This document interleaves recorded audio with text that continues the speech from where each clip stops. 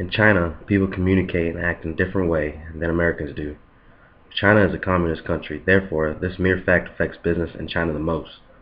The Chinese culture does not affect Chinese culture does affect the way Chinese do business. However, the most important thing in doing business is relationships and contacts.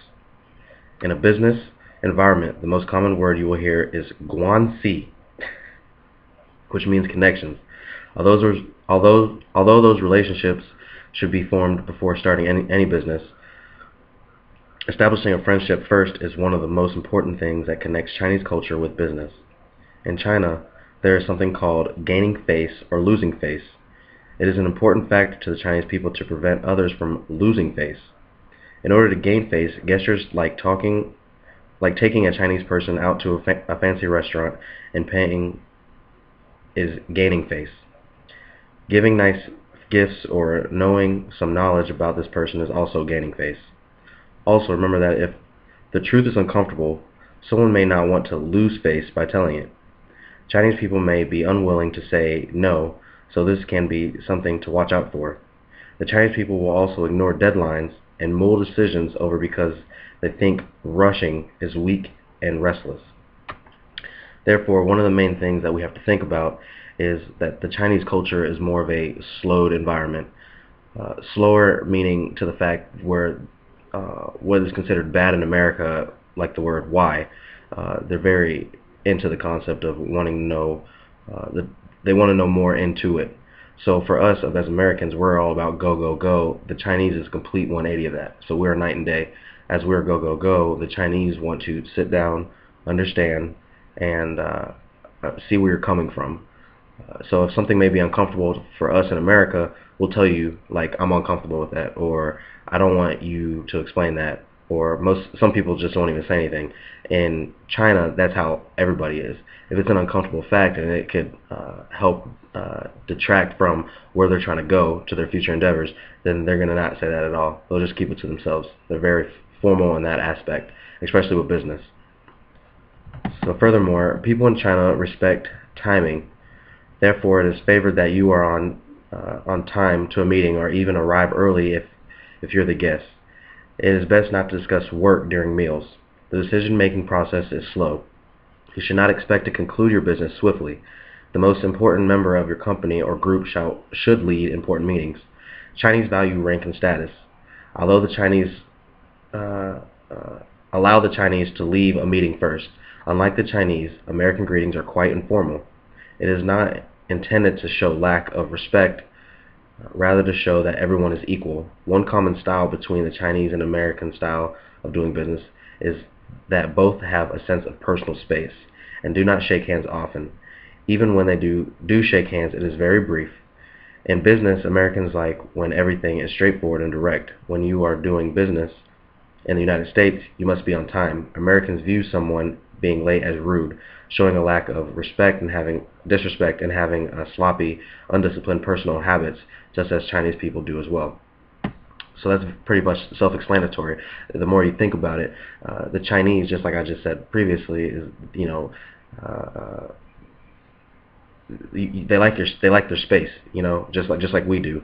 But at the same time, though, they have their leader, which obviously is going to have their space, which is more of like a CEO, because we're talking about business. It's going to be more of like the CEO or vice president of like marketing or sales, director of sales, such things like that. But at the same time, though, when we're having a formal meeting with them, say if I was sitting down with another Chinese member, they would have it to where we would be pretty much, it'd be equal in sense. They don't want anybody to feel out of place because it is a business aspect.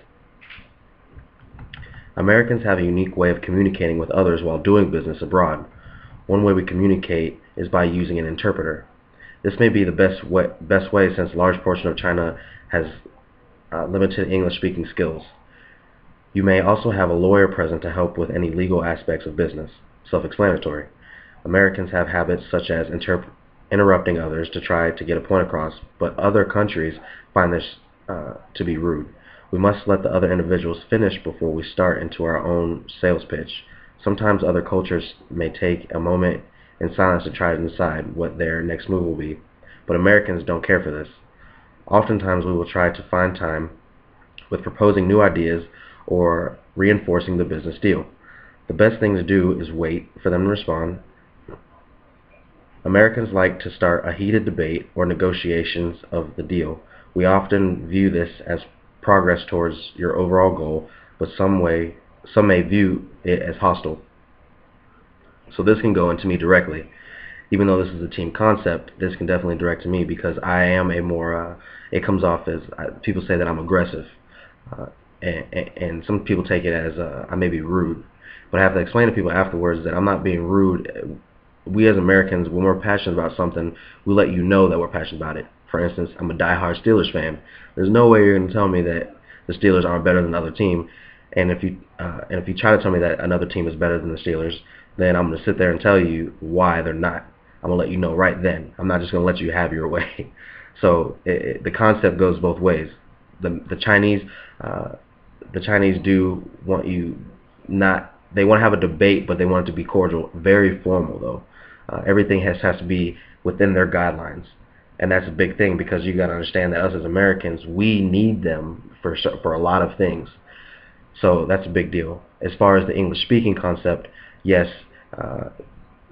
They are very limited in English speaking, but a lot of the business people that are in business in China, one of their criteria to even be in business, especially international business, is to speak English. So it's kind of hit or miss. Big business knows how to speak English. Smaller businesses, kind of like small businesses in America, they're very, very unaware of the English culture and the language. So you may ask yourself why Americans communicate this way during business. It's just the way our society has become, just like I just said.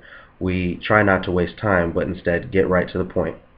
In today's world, no one has time to spend waiting to finalize a deal. The phrase time is money is true in the sense, for most aspects of American law.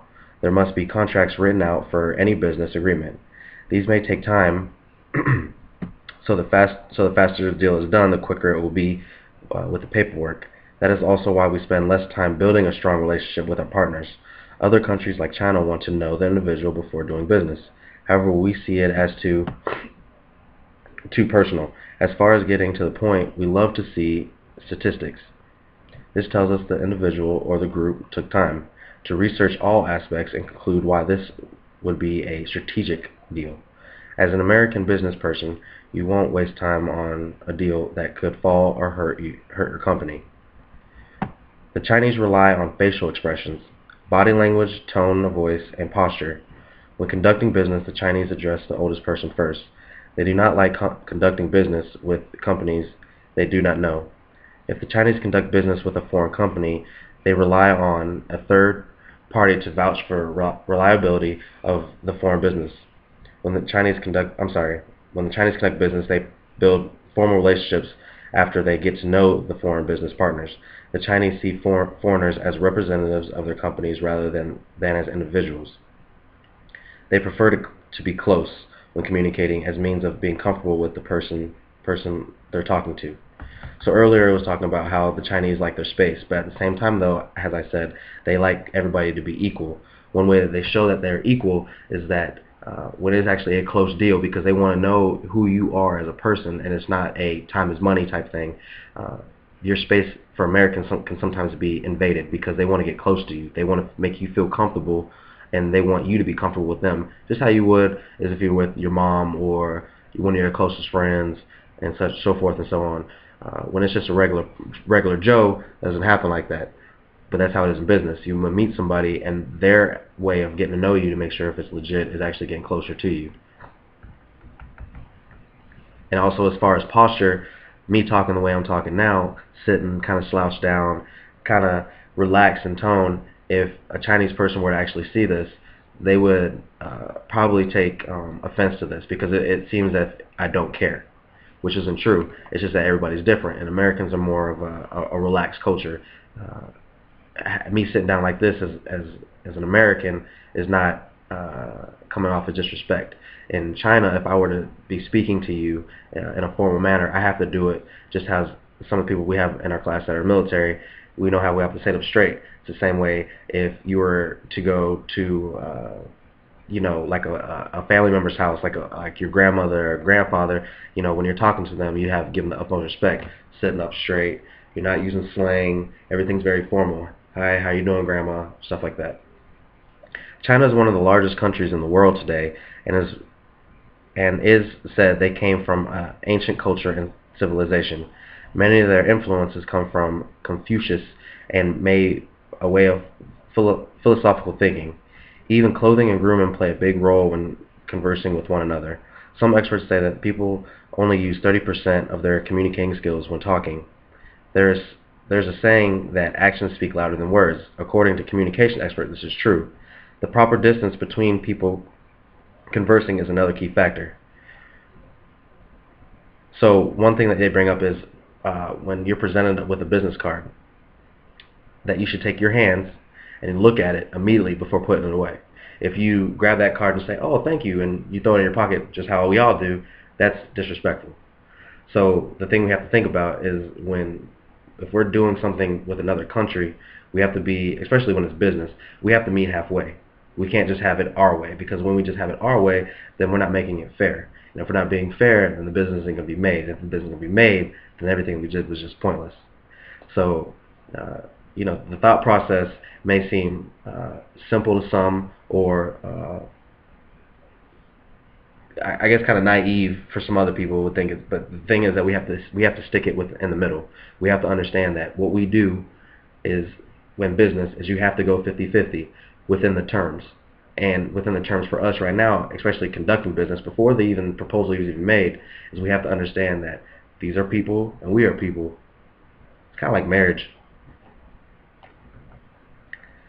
So with all that said, one of the things that I brought up also within the last phrase was that the religion.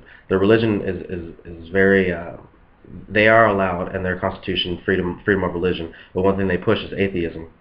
One of the reasons why they push atheism is because they have their old ancient ways of Confucianism, which is kind of goes both ways. And also, what goes into the thing is within their population, as of 1992, 1.17 billion people live in China. So they do say time is money for us, but for them everything's slowed down. But for them, they're booming so fast, so that's why they are trying to slow down. Fun fact: if one family, for me and my wife, if we were live in China and we were Chinese, we're only allowed to have one child in the household to control the situation.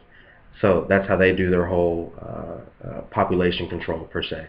So the reason why I bring that up is because, like I said, we're so fast and we're booming, and they have already boomed. There's so many people that they're trying to slow it all down. So that it's like a culture thing. Our culture is speeded up. Their culture is speeded down. So little facts about that, because most people think that why go slow? I want to go fast. I'm trying to get it done. I'm trying to make this business deal. I'm trying to make this money. That's how everybody thinks in America, for the most part. I would say most of the consensus. I'll say it like that, because it's not everybody in America.